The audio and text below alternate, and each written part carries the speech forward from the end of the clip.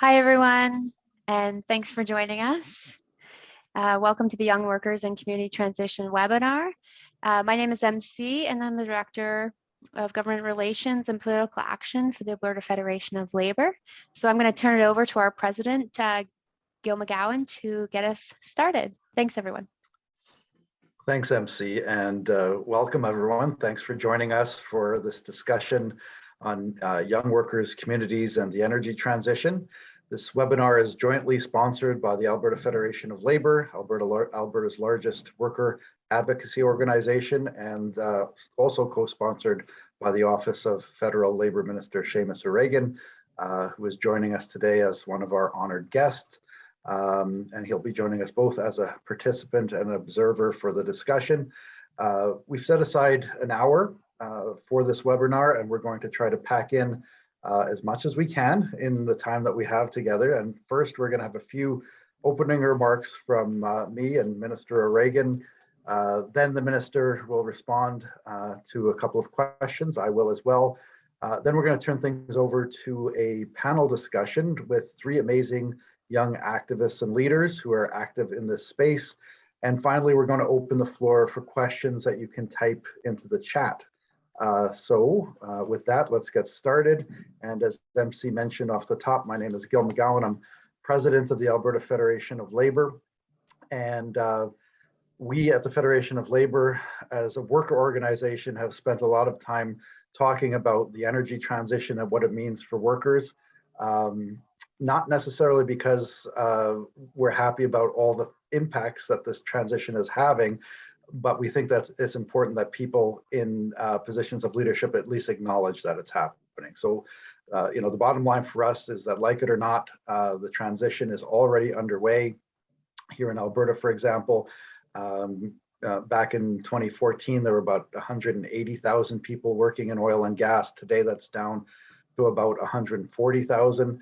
And partly that's due to the emerging global consensus on climate change and the need to take action on it. Partly it's the result of the oil industry itself trying to make accommodations for what was a long period of low oil prices, and they've responded by automating and reducing costs, which has resulted in lower investment and lower employment.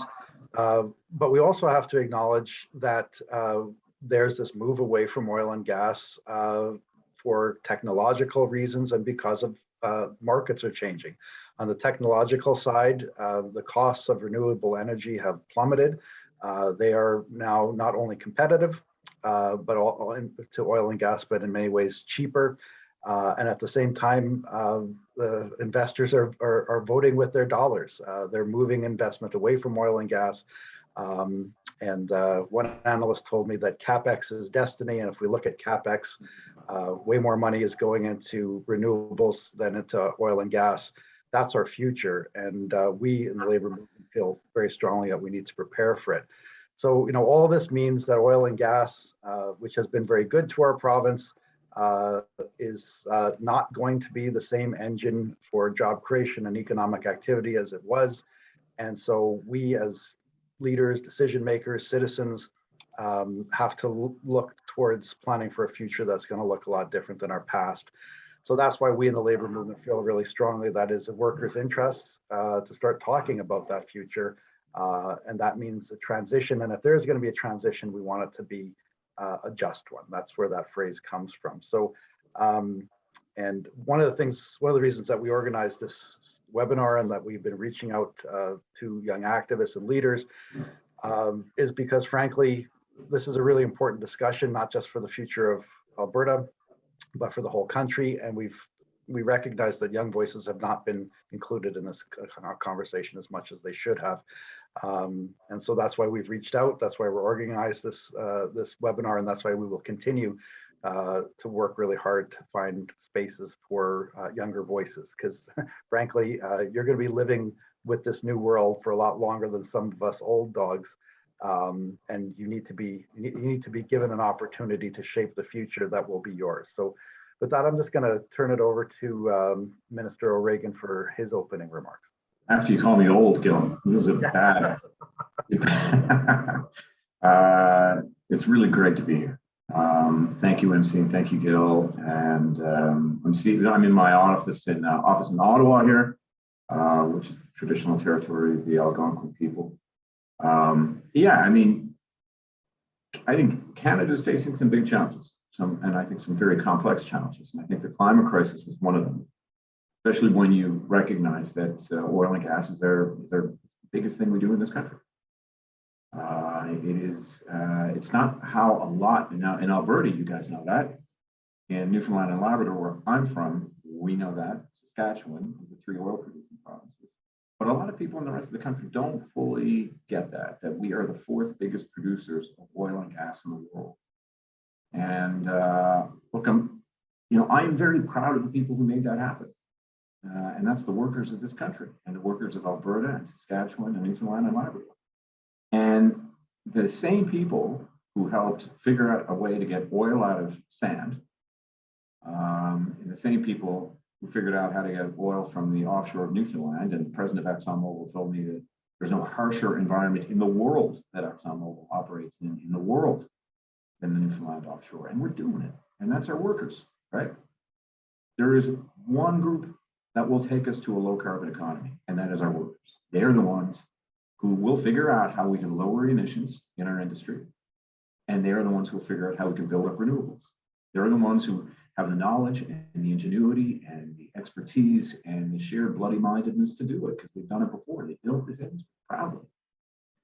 I think, moving to net zero isn't something that we need to fear, but we can't ignore the anxiety that a lot of people face when it comes to their jobs and to their livelihoods. And for some communities, in Alberta, Saskatchewan, Newfoundland, and Labrador, it's for a lot of them, it's the only livelihood they've known. So you can't just talk about it willy-nilly. And Gil was talking about just transition and what it means. It's kind of, I keep repeating it only because when we say it, what I'm talking about. And internationally, and I've sat on international panels as Minister of Natural Resources, talking about it's people know what you're talking about. But I really don't like the phrase because of the amount of anxiety. I don't like the phrase because workers don't like the phrase. It invokes all sorts of anxiety. And I need workers to be part of the solution. I can't afford to lose workers in this. I call it, this is our next great national mission. How we figure out how we maintain our position as an energy superpower in this world. And at the same time, urgently lower emissions, urgently. So workers are the ones we need to lead this. Moving to net zero is going to require a lot of expertise, a lot of hard work. It requires the right training programs and opportunities, the right partnerships. It also requires that we address the skilled labor shortage that we have in this country. Even though we have more people employed in this country than we ever have in the history of taking records of employment in this country, we still have labor shortages, right?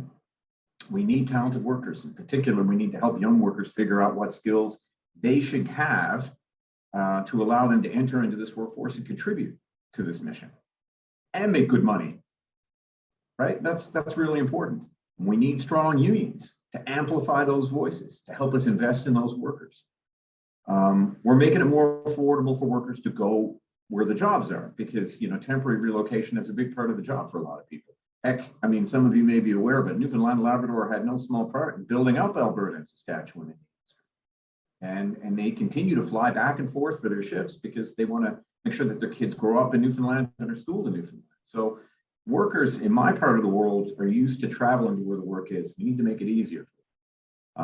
So we have a labor mobility tax deduction. It's up to $4,000 a year that you can have as an eligible travel expense for tradespeople. And that's applicable to this tax year and everyone after that.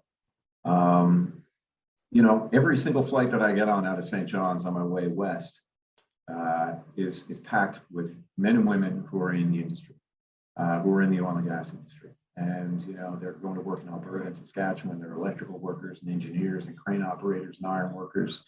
And anyway, when they do those trips, it should be more affordable. So this will help them deduct the tax time.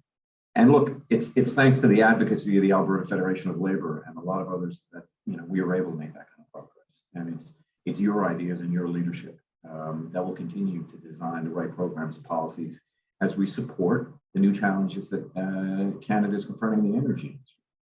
So I'm going to be quiet now so we can get to questions. So thanks, MC, and thanks, Gil. Thanks so much, Mr. Regan. We're going to start out with a few questions for you, and before we move on to the panel, I was hoping we could start with Gil. And so you said the transition is already happening, and as Mr. O'Regan has pointed out, we are an energy superpower right now. But what do we need to do now? How do we support workers now in the transition and ensure that there's going to be good paying jobs for the workers now and for young people to come? Thanks for the question, MC. 4 things quickly. First, acknowledgement. This may, for the crowd that's joined us today, this may seem like a gimme, but it's not. Just last week, I was making yet another presentation to a parliamentary committee on the subject of just transition. And frankly, too many of our leaders, especially in the Conservative Party, and that's true at the federal level and also provincial level, we have too many leaders in both business and government who think that the conversation about energy transition is one that they get to decide. Yeah, and they think that we're approaching them and saying, they're basically saying, convince me that we should have an energy transition. But sorry, we don't. That's not something we get to decide. It's happening whether we like it or not. So that's the first thing. We need to do more to get people in government, business, and indeed labor to acknowledge that this is happening whether we like it or not. So the question is not if there's going to be an energy transition, but rather what kind of energy transition. Will it be an orderly one where people are looked after and we actually build a better future, or will it be a disorderly one that leaves regions of the country like Alberta looking like the American Rust Belt? That's what we want to avoid. Second, we need a plan. And I know for years in Western economies, there's been a reluctance to look at government in terms of industrial planning. They said, let the market decide. I think we have to say that, this transition is on us, it's happening fast. And if we don't start planning at the center in consultation with our citizens, we are going to have that kind of disorderly transition. And so, what I say is that in terms of a just transition, we need to think about, adjustment policies to support workers who lose their jobs as investment migrates to other sectors. But it has to be more than that too. It's not just about worker adjustment. It has to be about economic transformation and industrial planning. And so, like, I see 2 sides of the same coin. There has to be a plan for industrial development towards a net zero economy, and that needs to be supported by a workforce strategy to make sure that people are trained, for the new jobs. And the third thing is funding. This is not going to happen overnight. And because the government has to play a big role, there has to be big money put on the table, especially for those regions of the province that are going to be most directly affected. So acknowledgement, planning, funding that can be used to incentivize private sector development or joint projects with the public sector and the private sector, building out renewable energy. There's no shortage of opportunities in a green economy, and most economists will tell you that there's actually more jobs to be created in a green economy than will be lost in the transition. And then the final thing is voice. We've said from the beginning that that just transition doesn't work unless workers are at the center and they're being given opportunity to voice their anxieties, to make their suggestions. They need to be heard. But for our context today, I think workers need to have a voice, but the next generation has to have a voice as well, because this is the world that they're going to be living in for much longer than us. We don't want to just paternalistically say, oh, don't worry, we'll take care of it. I think our generation has lost the ability to be trusted with that. We need the younger voices, and so this webinar is just a first small step, I think, in the direction to make sure that we're opening up spaces. Like today, you're getting a hearing with one of the leading members of the federal cabinet. That's an opportunity. We want to continue creating opportunities like that so that worker voices are heard in the transition, but also younger voices. Thanks, Gil. So my next question is actually for Minister Reagan. And as we heard Gil say, you know, this transition is started. It's already been impacting workers. And we've also heard from young people that there's lots of anxiety moving forward because the path is not clear yet. This new economy we keep talking about is not visible for a lot of us. And there's also a lot of different opinions yet. There's been lots of commitments made, but as Gil mentioned, there really hasn't been much of a plan yet, or there's no accountability factor in place yet. So I was just hoping that you could tell us about how do you think labor, government, and industry can work together to make progress and to start making an impact now, not in the future? Well, first of all, MC, I like the fact that you brought up it's labor, it's government, and it's industry. Because I'm looking at the price of oil right now, and let's see, Brent, which is what Newfoundland's oil trades at, is at 111 a barrel. Western Canadian Select at 97. West Texas Intermediate is at 109. Industry's making record profits, and I'm happy for them. Profit's a good thing. Very happy about that. But I am getting a bit sick and tired of everybody pointing to government saying, what's government going to do with profits? What are the companies going to do? They need workers. Listen, you know, market forces are happening. I mean, this isn't some big government plan. The market is heading in one way and one direction. It's lowering emissions. It's investing in jurisdictions that lower emissions. It is pulling out of jurisdictions that are not lowering emissions. And even though we are feeling a tightening of the market and prices are up because of Putin's illegal invasion of Ukraine, you know, you are still in a situation where that is the case. Right? The market is still prioritizing jurisdictions that take this seriously. And yeah, there are other jurisdictions that may not be taking it as seriously. The problem is, I guess, for Canada, and it's both a blessing and a curse, that we're held to a higher standard. People know we know better. And so we are held to a higher standard than a lot of other oil players in the world. People know we know better. So what are we going to do? So the challenge lies primarily, I think, with the companies. What are you doing? One of the reasons I brought this up before, I hate saying just transition, is because workers hate that phrase, because it invokes all sorts of anxiety. So I think the first thing that we have to just make sure that we understand is that there is no massive, major change that is coming down the pipe right now. Okay, these companies are still making a lot of money. This is still Canada's biggest industry. But we just know that in order to continue to make money and in order for the country to continue to prosper, we have to lower emissions. So lowering emissions is primarily an existential issue. Like, you know, this is going to affect our lives. People will die. The planet is burning. But as well, the market happens to be moving that way. This is something that people like me had been hoping would happen, because the market is a very powerful force. It's not the be all and end all, but it's very powerful. And when investors start moving in a direction, that, you know, that means a lot of money and capital and power moves in that direction. So that's a very positive thing. What Gil brought up, and I think he's right, you know, at the very beginning of his comments, is that you have a lot of politicians who understand that people don't like change, and so they will point fingers and saying these people are responsible for change.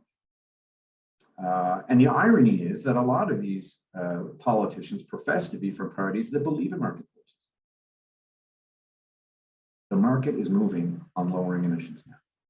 It is not against it. It is with it.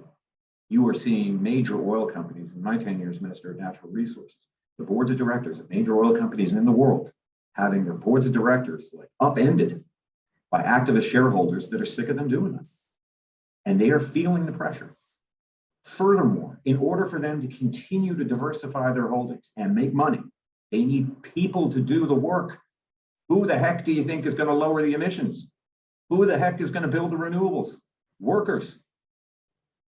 What's the best way to attract workers? First of all, keep the ones you have. Pay them well. Give them good work.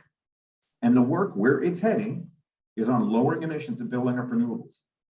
So I don't know if I mean, government is doing its part. Certainly in the last budget, we clearly indicated through our support, significant financial support for hydrogen, which I think is going to be huge for Alberta, for Saskatchewan, and I'm hoping for Newfoundland and Labrador as well. Hydrogen can be huge. And if you look at what hydrogen entails, whether in production or in distribution or in pipelines, it looks exactly the same as oil. Like physically it looks the same. There's huge growth potential for Canada in hydrogen. There's huge growth potential in us figuring out carbon capture sequestration. People talk about it's an unproven technology. It is a proven technology. But how we can make the most of it and make the most amount of money from it, which is also very important, could be huge for Canada and allow us to lead the world and allow us to export that technology to the rest of the world. There is huge potential here. And it is potential not just for the government and not just for labor, but I throw it at the feet of industry as well. This is how you will continue to make money, but we need the workers to do it. So investments got to be made. Yeah, thanks for pointing that out. I think one of the frustrations we hear from young people a lot is that the market just doesn't move fast enough. And if we wait for the market to pull us into the green economy, we might not get there quickly. And so I would like to turn it back over to Gil and just ask Gil a little bit about like what types of programs or what types of things do we need to see in order to support workers in this transition? Yeah, well, I mean, we've learned some lessons. We had a dry run here in Alberta a few years ago. The previous Alberta government, the Notley government, made a principled decision to introduce what they call the Climate Leadership Plan, and as part of that, they made a decision to phase out coal-fired power in the province, and that meant that many people working in the industry lost their jobs. And so we in the labor movement put together something we called the Coal Transition Coalition, and through that coalition, we negotiated with the Notley government for what I think is still the first industry-wide just transition package for workers affected by climate policy. And so we negotiated things like EI top-ups for workers who lost their wages. We negotiated training allowances, quite substantial training allowances, so people could upgrade their skills to be better prepared to find work in other sectors. We also had pension bridging for older workers, relocation allowances for people who had to move from one community to another to find new employment. And I think that there are lessons in that program that can be applied to the transition, the much bigger transition in oil and gas. It's because there's a whole order of magnitude different in terms of the number of workers affected.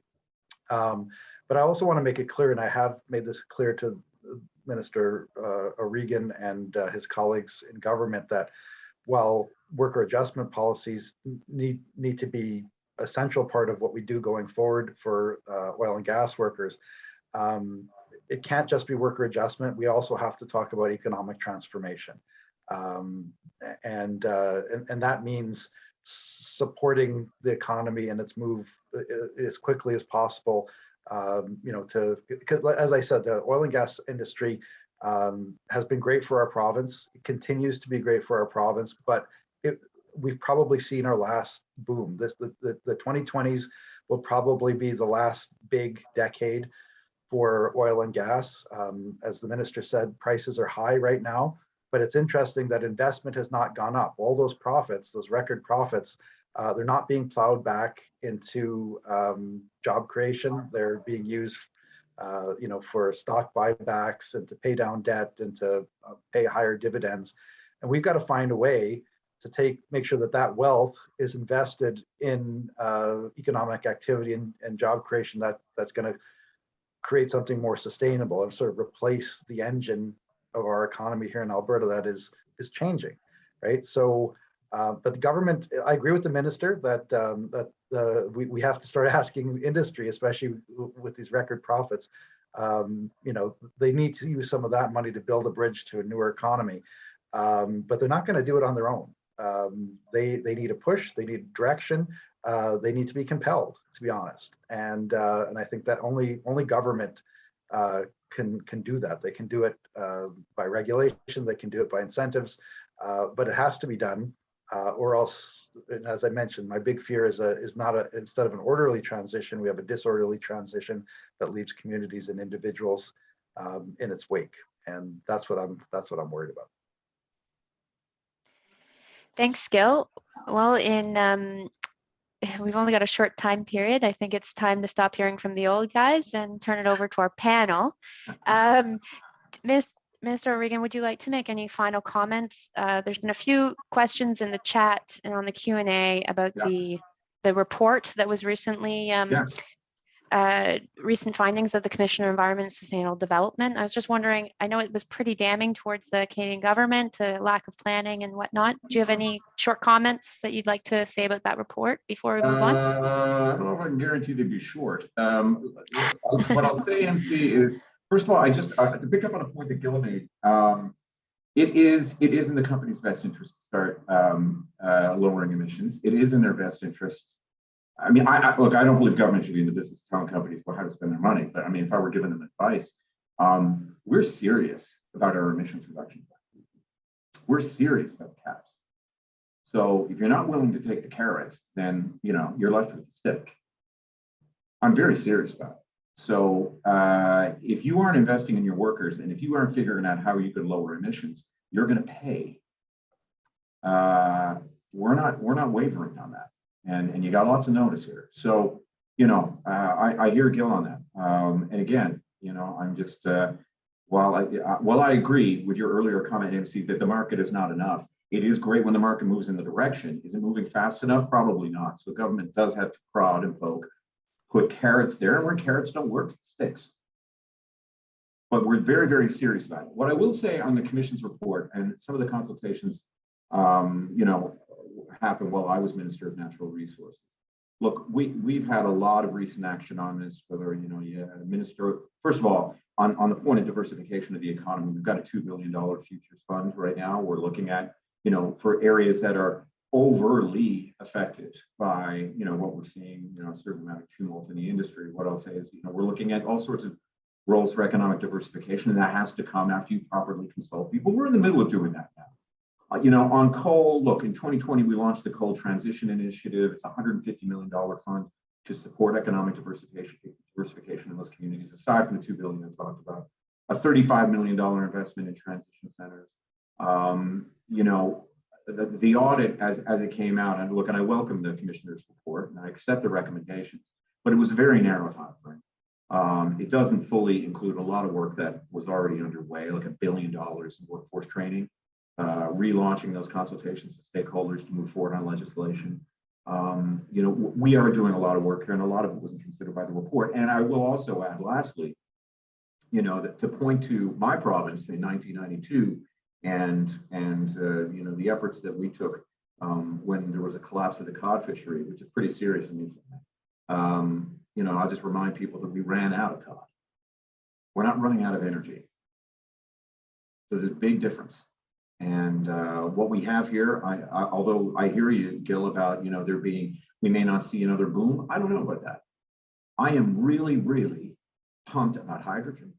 I am really pumped about renewables, but particularly hydrogen. I got to say, I think the opportunities are huge. And I actually, and it's maybe the optimist in me overtaking my judgment, but I think that we have a huge future in this new world, and it will not look like it will not look like the old world completely. You will not see the rate of construction in the oil sands in the same way that we've seen in previous years. I agree with that. But production right now continues, right? Companies continue to make money and people continue to work. I don't see any end to that. But what I do need to see is we need more investment in lowering emissions. We need more investment in our workforce who will make that happen, because the emissions reduction plan is real. It is happening. There are dates and there are caps and there are penalties and there are taxes. So it's about time we all took that very seriously, because we're very serious. Okay, I think now's the time for us to bring in our panel. And we're joined by three fabulous young activists. I'm going to introduce them each in turn and give them a few minutes to make some opening comments. First, we're joined by Freddie Campbell. Pronouns are she and they. Freddie is the Global Hub Program Manager for Indigenous Clean Energy. We're also joined by Shakti Ramkumar. Her pronouns are she, her. She's the Director of Communications and Policy for the Student Energy. And I'll just give them a plug here. They're an organization that was founded here in Alberta on the University of Calgary campus, and now they have chapters in more than 120 countries and many chapters across the province here in Alberta. And then finally, we're joined by Sarah Winstanley. Her pronouns are she, her, and she is an analyst at the Pembina Institute, looking at the energy transition through a gender lens. So perhaps we can start with Freddie for your opening comments. Marcy Gill, Tanashi Kiowau, Freddie Youpay Campbell, Deshanika Sean, Kootenay Ochinia, Maka Algonquin, Niwikine Kwa, Nia Gishtite Man Alamachif Ayuan. Hello, everyone. My name is Freddie Youpay Campbell.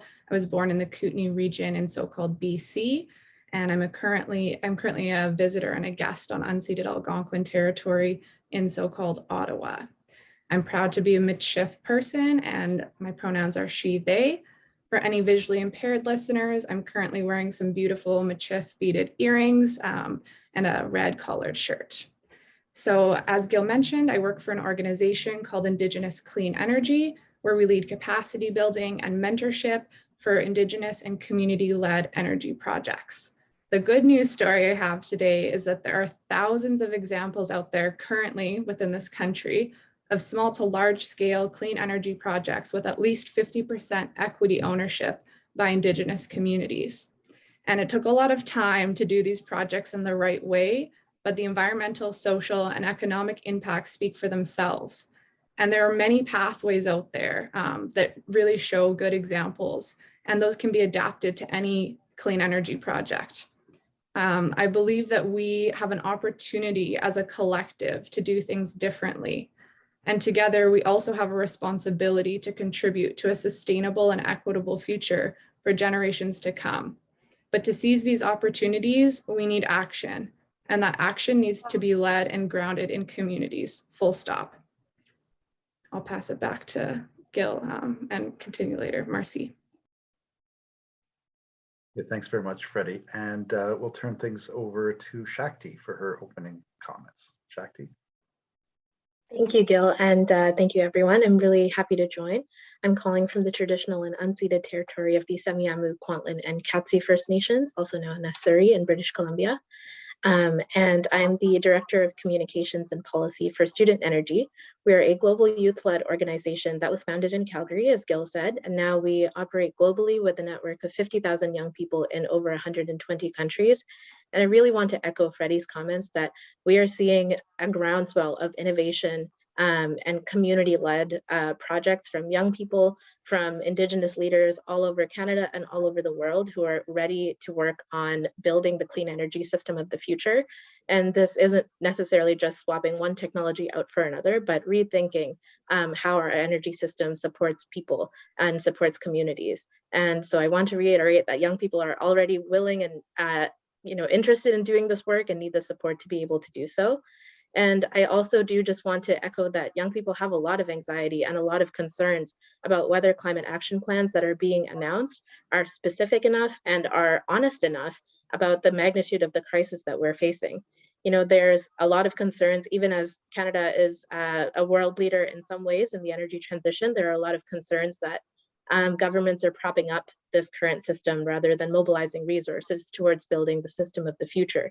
From concerning news like the loan guarantee, the $10 billion loan guarantee we saw for the Trans Mountain pipeline, the $18 billion in fossil fuel subsidies that were spent in 2021, despite a commitment to phase out these fossil fuel subsidies. These raise concern for young people, like, are we really contributing resources where we need them the most? Or are we trying to subsidize a system that, as Gil said, is inevitably in decline? So I just want to echo these concerns as we get started on our panel and echo that, you know, young people are here to build the system of the future. And I'll turn it back to Gil. Thanks very much, Shakti. And we'll turn it over to our final panelist, Sarah. Go ahead. Awesome. Thanks very much for having me today. I'm really honored to be here with Shakti and Freddie on the panel.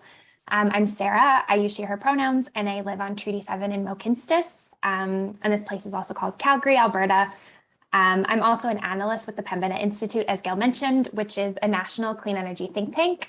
At Pembina, to kind of echo what has been said, we know that the energy transition is already in motion across this province, and we provide research to support the development and implementation of those changes that need to happen. So I work with our Equitable Transitions team on a Women in the Energy Transition project here in Alberta, which focuses on identifying and addressing the barriers for women workers in this province who've historically been excluded from our energy sector in the shift towards more renewable energy. For myself, I came to this work from a decade of community social work practice with women and girls. So I've never actually worked in the energy industry, but I've kind of worked in an adjacent industry and kind of seeing some of the impacts. And I did not expect to be working at a clean energy think tank, but I think I was drawn to this work from seeing the intentional, care-oriented, and often grassroots ways that women and girls are leading in their communities, and seeing that there was a discrepancy here as their voices in leadership, especially those of Indigenous, disabled, racialized, and trans women, and in particular, those living at the intersections of those identities are really missing in these decision-making roles around the energy transition.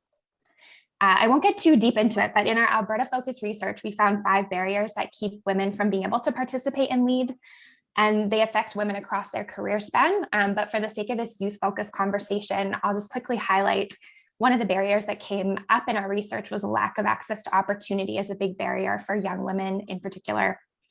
Our research pulled together the relevant current data on women's experiences in the energy sector in Alberta and found there's many ways in which they do not have the same access to information and opportunities as their male counterparts. So for example, this is probably common knowledge here, but women and girls are less likely to enroll in STEM programs, often due to social norms and stereotypes, but those same STEM degrees are often what allow people to access those higher paying jobs in the energy sector. And this is often also true for trades jobs. And so I think we spent some time engaging with women in Alberta, hearing about solutions that would support young women with this lack of access to opportunity barrier. And we're still working on prioritizing those solutions, but some of the things that women shared, we're really looking at like the whole education system from K to 12 and how do we embed skills that will actually allow young people to get involved in the energy transition and work towards net zero. Looking at improving access to training, certification, and education for women specifically. And there's some great examples of that already happening. And then investing in those mechanisms like networking, mentorship, internships, and co-ops that actually allow women to have access to those jobs and opportunities to kind of get their foot in the door. So we're still working on this. I look forward to sharing these solutions and maybe talking a little bit more about them. But yeah, thank you. I look forward to continuing this dialogue. So thanks again for having me. Thanks very much, Sarah. I'm going to throw a question out to all the panelists, and it's sort of foundational, and it starts with the term that we've been talking about, which is just transition. So what does just transition mean to you? Perhaps we'll start with Freddie. Yeah, I think that's a great question. To me, a just transition means one that intentfully includes everyone and has the goal of ensuring that we're all a part of our clean energy future, whatever that means, in a way that is barrier-free and also reduces a lot of the power dynamics that many folks face in order to be involved in not only conversations, but decision-making. And that takes work and relationship building and time, but it's worth it up front in order to achieve something that we all want in the future, and that is a world that we can live in. Thanks, Freddie. Shakti and Sarah, either you would like to weigh in on what just transition means to either of you? Sure, I can jump in. For me, a just transition means really reconceptualizing our energy system and seeing it as a way to support communities and people to thrive, and kind of shifting the narrative that this doesn't mean we need to infinitely increase energy demand or that we need to infinitely grow the economy. It means that energy is a means, and it's a service that people can use to live their lives. And we need to think of clean sources to provide these services.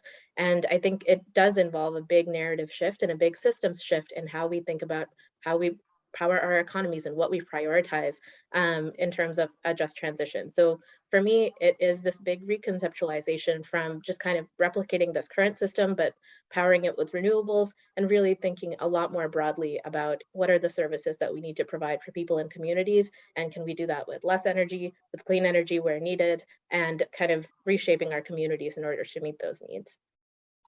Thanks, Shakti. Sarah? I think to just kind of build on that reconceptualization, we at Pembina actually use the term equitable transition, and we're still in the midst of defining what that actually means for our work specifically. But I think of this term as a frame for looking at who's been historically excluded or harmed by the traditional energy sector, and centering their voices, needs, and leadership as the changes happen. And so it means shifting who we see as the ideal worker, and actually building systems for people who are maybe facing the most exclusion or marginalization, and building out from there, instead of trying to like add or like shoehorn people into a system that isn't designed for them. And I think it also involves looking at sectors, kind of to what Shakti said about looking what are the services we need. I think it's about looking at sectors beyond those that are directly related to energy. So looking at childcare, education, healthcare, retail, domestic work, without none of which our economy could actually function. And these are already low carbon jobs staffed by women, others in marginalized groups, and should be part of this conversation too. Okay, well, maybe a related question. You know, what are some of the challenges that we're facing as the world starts this bumpy process of transitioning to a new kind of energy economy, especially from the perspective of young people? And I'm going to maybe start with you, Shakti, because you talked about the anxiety that young people are feeling.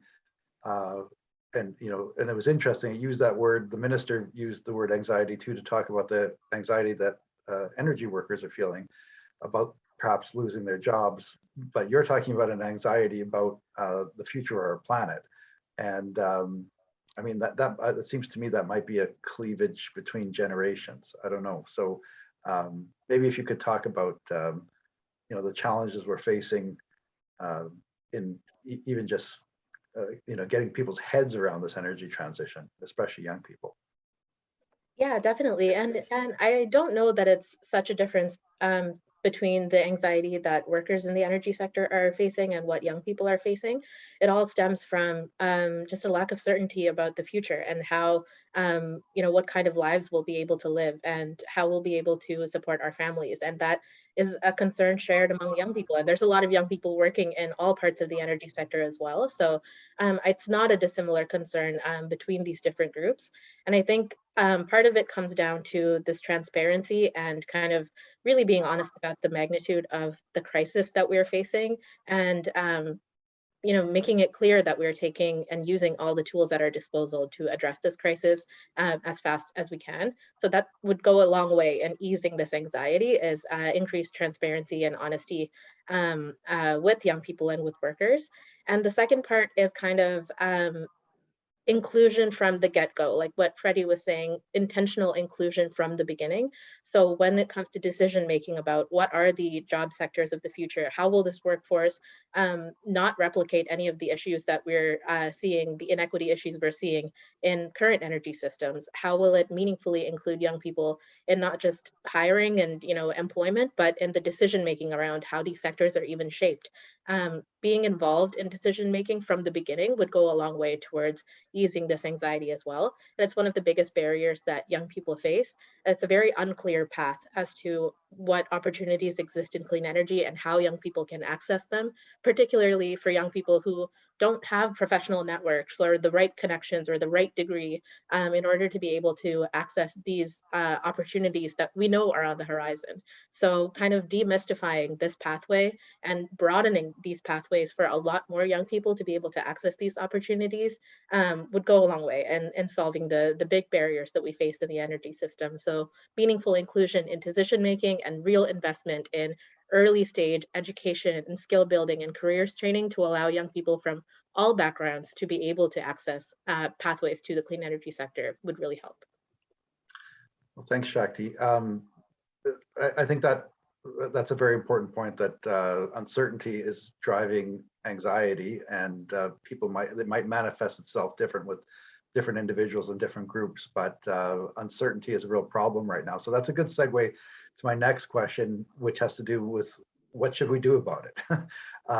And so I'm really curious to hear in concrete terms, what do you think we can be doing in terms of government, industry, and labor working together to achieve a more just, or in Shakti's and Sarah's words, equitable transition. So what are the concrete things that government, business, and labor should be doing to address the uncertainty and build a better path for the future? Perhaps maybe we'll start with Sarah, and then we'll go to Freddie. Yeah, I mean, I think having set targets that everybody is working towards is a good first place, where it's like equity is an important part of those targets and everyone's kind of like coalescing around a similar goal. And I think government is obviously key there. I think, yeah, to Freddie's point around relationship building, engagement, listening to people who are directly impacted. I also think from like a gender perspective and looking at young women in particular, like I know that the labor movement has been a leader when it comes to gender equity in the workforce around things like parental leave, childcare, equitable work policies. So really like learning, I think, kind of taking the lead from people who've been leading in that space for a long time.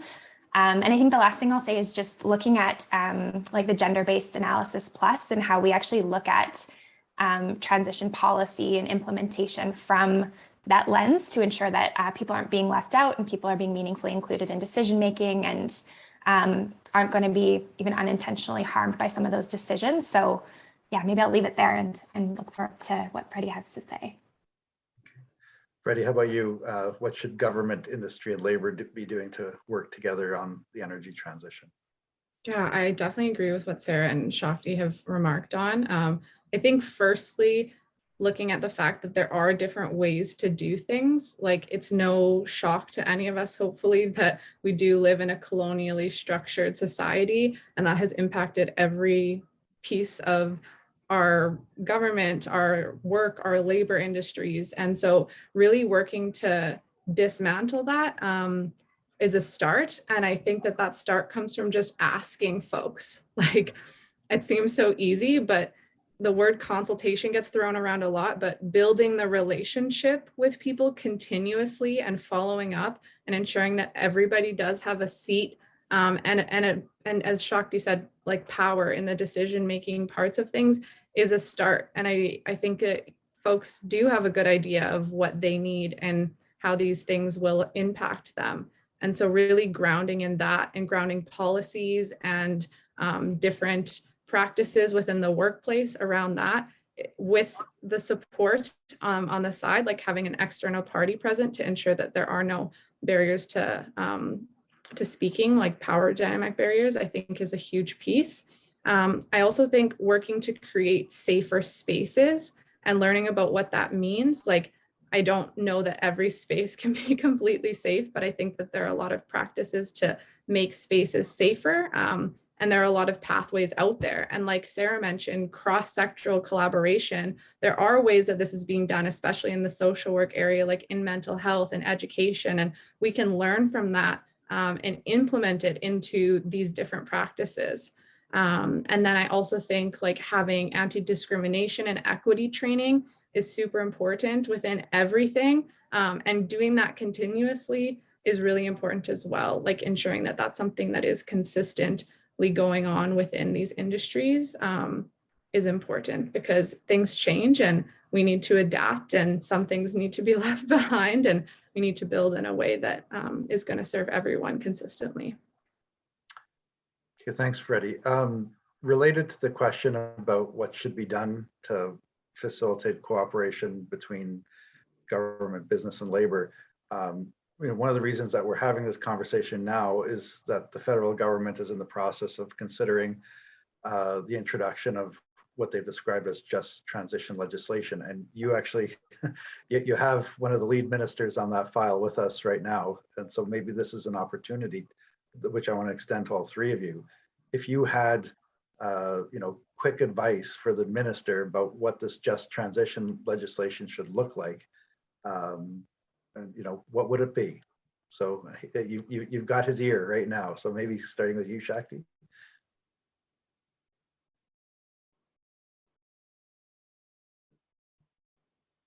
Oh, Sorry about there you that. go. I'm There just you go. unmuting myself. Thank you for the question, Gil. I think there's a number of things we'd like to see in the just transition legislation. One is just a strong focus on capping oil and gas emissions, not just the carbon intensity, but absolute emissions. It's really the details that matter at this point, rather than the commitments themselves, like the broader commitments. It's the details where we know for sure if we're committed to an orderly energy transition, as you put it earlier, Gil. So that's something we'd like to see a lot more focus on. And in terms of young people, I think a dedicated focus to addressing the concerns of young people, and not just in terms of future employment, but in just how young people fit into Canada's energy sector as a whole. When it comes to housing and energy prices and mobility, there's a lot of concerns that young people have about what their communities are going to look like. So direct sections addressing the concerns of young people would be really important, as well as tangible resources committed to supporting skill building and education for young people, but also crucially to supporting youth-led projects.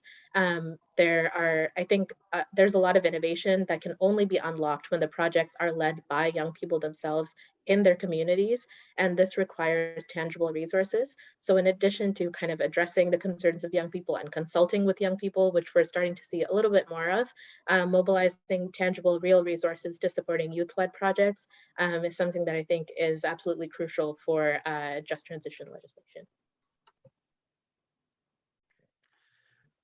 Sarah or Freddie, do you have any quick advice for the minister as he and his colleagues sit down to put together just transition legislation, something that you would like to see in this act?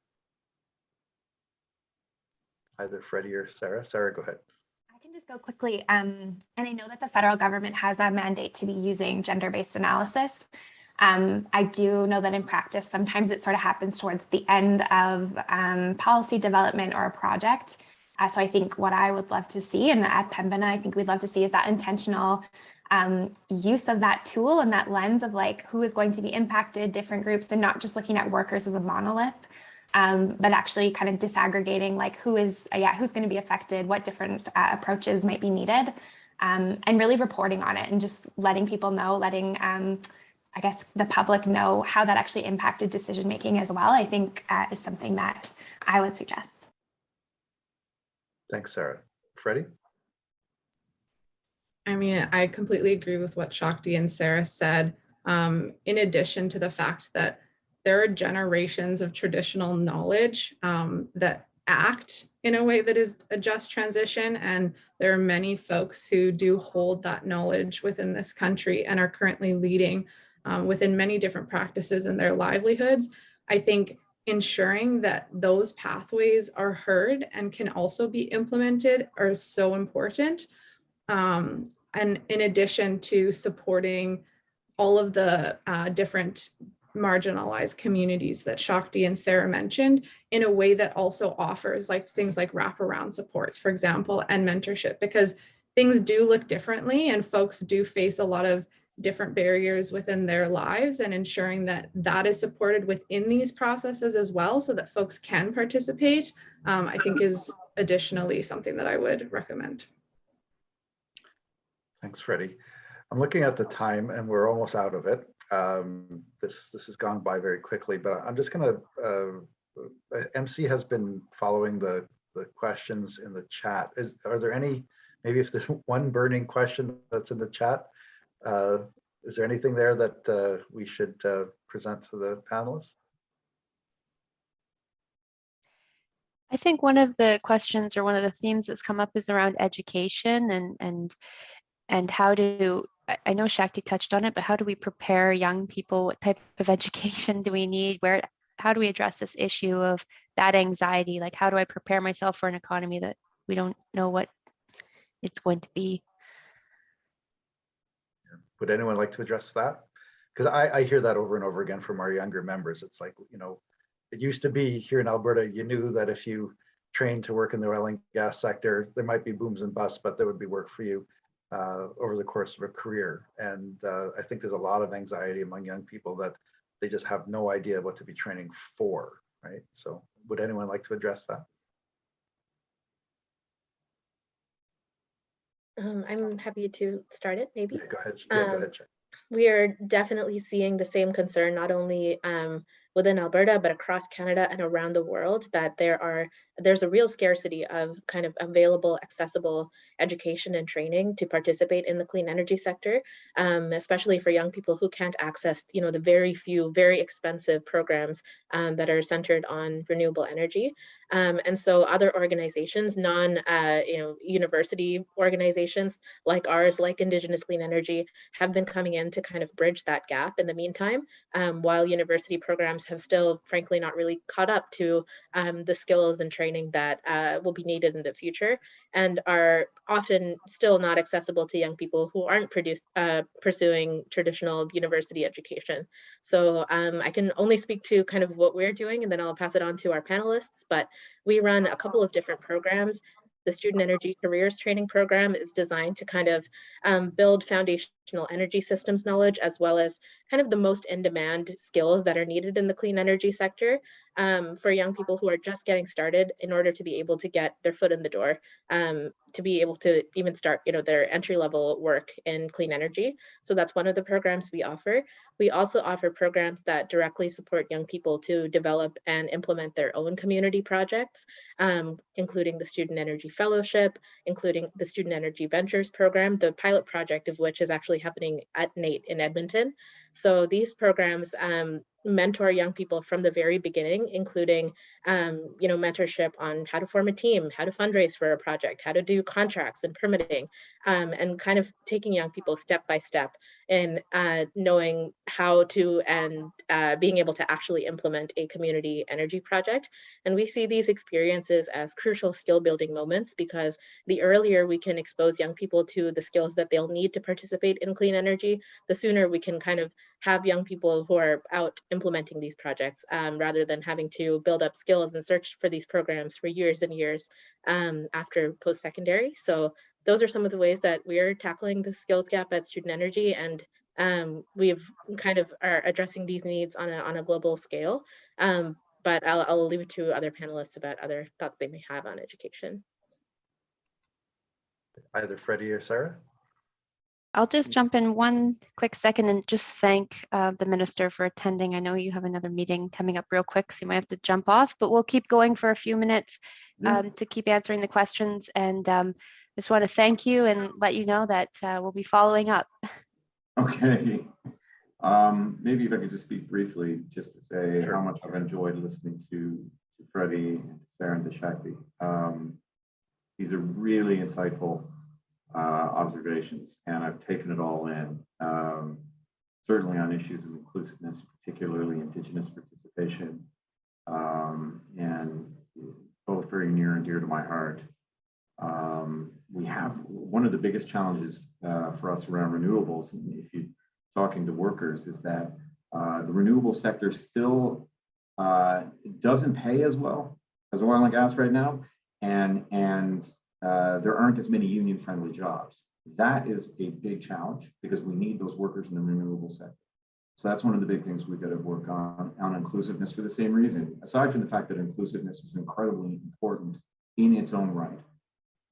If you do not have an inclusive workforce, you aren't getting the best people. It's as simple as that. And that's the argument I make to companies as well. There's a self-interest here, right? As well as you're simply not getting the most talented people if you're not being inclusive. And then just on the issue of Indigenous participation, something that I've been working on for 30 years, as somebody who grew up in the North and knows how obvious those discrepancies can be if you do not step in and do something. Again, for many First Nations and Inuit and Métis, this is happening on their lands, their traditional lands. So, and frankly, what worked 20 years ago, 30 years ago, or even 10 years ago does not work anymore, thank God. And so, we were committed to making sure that we work together in a very, very new approach towards economic development in this country. That is often, as in terms of observations and how it's done, as often as singular and as unique as the land itself. Anyway, I'll be quiet because I want you guys to keep talking. I wish I didn't have to go, but I do. And Okay, so I thank you so much for this input, and I'm happy I had the opportunity to listen. okay, well, we'll hope that the minister can hang on for a couple of minutes to hear the final comments. I just wanted to make sure that Freddie and Sarah had an opportunity to answer that last question, and then we will wrap up for the afternoon. So Freddie, Sarah, and then we'll move to the conclusion of the meeting. So Freddie? Yeah, thank you. I can just go really quickly. Adding on to what Shakti said, Indigenous Clean Energy also has quite a few different options for programming with our 2020 Catalyst program. It's kind of like Renewable Energy 101 that's community-led and run, and it's been adapted many, many times over and will continue to be to properly serve folks. So that's a great one that we provide a lot of mentorship and technical services for community members. We also have our energy efficiency and housing program, which is looking at how to equip communities with the skills that they need to build in traditional ways that they would like to. Our youth program, Generation Power, offers like different pieces of anti-racism and equity training for employers, and then pairing Indigenous youth with those employers and supporting them through the process. And then we also have a co-program with Student Energy called Imagination, where we provide grants directly to Indigenous youth to build small-scale clean energy projects, which is a really cool new program. But there are lots of different ways, I think, to make an impact for our communities. And I will say a lot of our funding at Indigenous Clean Energy does come from the government, and we're very appreciative of that. And I also think that there are a lot of programs that have been done differently, such as the Indigenous Off Diesel Initiative, which I believe Minister O'Regan is very familiar with, that had to change a lot of things in order to make it more impactful for Indigenous communities. And that is one very big success story that our communities can speak to. So I do think there are great ways of doing things. It would just be great to see more. Thanks. Okay, thanks, Freddie. Sarah? I think maybe the last thing I'll add is just around some of our research found that a lot of the jobs in Alberta's traditional energy sector were really young people were able to access them through informal networks, which are often like male dominated. So we have kind of been exploring, in addition to what Shakti and Freddie said, how do we actually expose young people to the opportunities earlier on? So it's not like an optional STEM program for girls, for example. It's like embedded in their K-12 education in age-appropriate ways so that they can kind of consider it earlier and think about what skills they'd want to be building to get there. So I'll just leave it there. Our time is up. Yeah, thanks. That's a really, and just from a personal, my personal perspective, I can reinforce that a lot of the jobs in oil and gas are generated by informal networks, and it is male dominated. I won't go into too much detail, but I just want to confirm your research supports my own experience working in oil and gas. And the first step to fixing something is to acknowledge that you have a problem. So with that, I think we're out of time, but the one thing I did want to point out is this notion of anxiety. This conversation about anxiety has come up in many different contexts during the course of this webinar.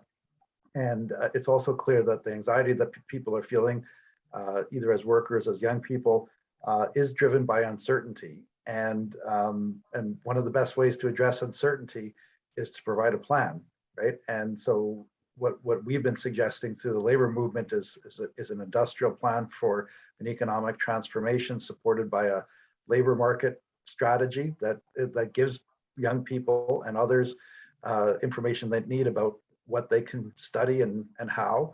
And those, so like a clear industrial plan, a supportive labor force strategy will help deal the anxiety that's not just fueling individuals, but it's also affecting our politics, I think. So clarity, transparency, planning, we probably need all those things now more than ever.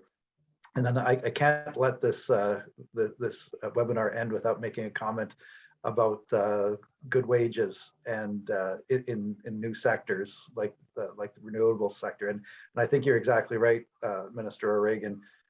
One of the reasons wages are lower in these new emerging sectors is because they're not unionized.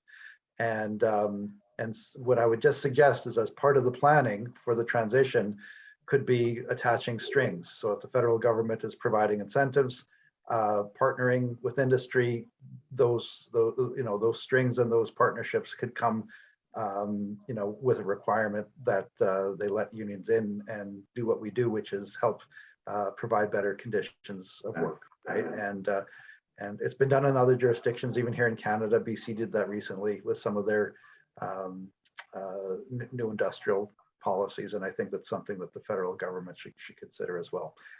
Anyway, with that, I really want to thank the minister first for joining us and agreeing to spend this time listening with these dynamic and thoughtful young leaders that have joined us today. I also want to thank those young leaders themselves. So Freddie, Sarah, Shakti, it's been a fabulous conversation, but it's just the beginning. We at the Federation of Labor, and I think I don't want to put words in the minister's mouth, but we're both committed to continuing our efforts to reach out to younger workers, especially here in Alberta, on the subject of the energy transition, because as you've demonstrated today, you bring a lot to the table, and we just want to continue that process. So with that, I want to thank everyone for joining us. Great discussion, great questions. And just one final point, those who have signed up, you will be receiving an email from the Alberta Federation of Labor. And if you're interested in remaining on our email lists and getting involved, we have something called community action teams. And one of the things that they're working on are issues related to the energy transition. So when you get the email, if you're interested in getting involved and hearing more from us, please sign up and you'll receive emails in the future. So with that, thanks everyone for joining us. It's a great discussion. Have a good afternoon and a wonderful weekend. Take care. Thanks. Thank you.